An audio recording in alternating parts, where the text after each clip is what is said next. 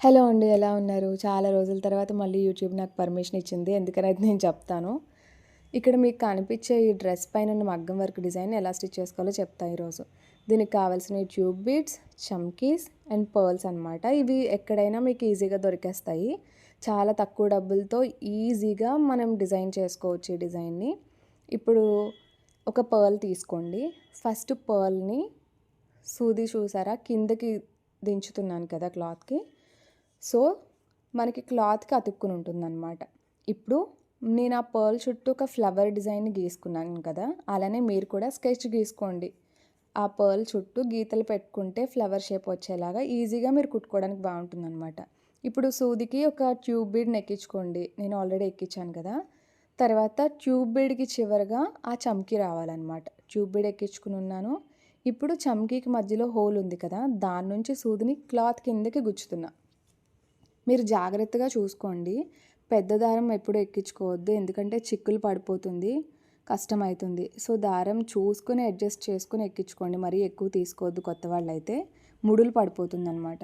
ఇప్పుడు నాకు ఈ పర్ల్ చుట్టూ ఒక 9 వరకు ట్యూబ్ బీడ్స్ చమ్కీస్ పట్టాయి.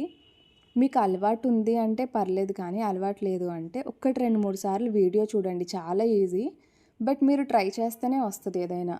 అంటే చేద్దాం చూద్దాం అని కాకుండా ఒకసారి ఓపిక తెచ్చుకొని ఒకసారి ట్రై చేసి చూడండి, చాలా ఈజీ. నేను స్టిచ్ చేస్తూ కొరియన్ డ్రామా చూస్తున్నా. మీలో ఎవరికైనా కొరియన్ డ్రామాస్ ఇంట్రెస్ట్ ఉన్నాయా?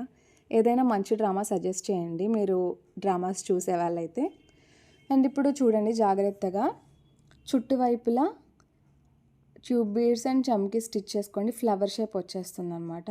నేను యూట్యూబ్ పర్మిషన్ ఇచ్చింది అని ఎందుకు అన్నానంటే, నాకు తెలియదు 3 minutes ఉన్న వీడియోకి మ్యూజిక్ అది పెట్టకూడదంట. సాంగ్స్ పెట్టేస్తుంటాం కదా, వాయిస్ ఓవర్ ఇచ్చుకోవడమే బెటర్ అనమాట.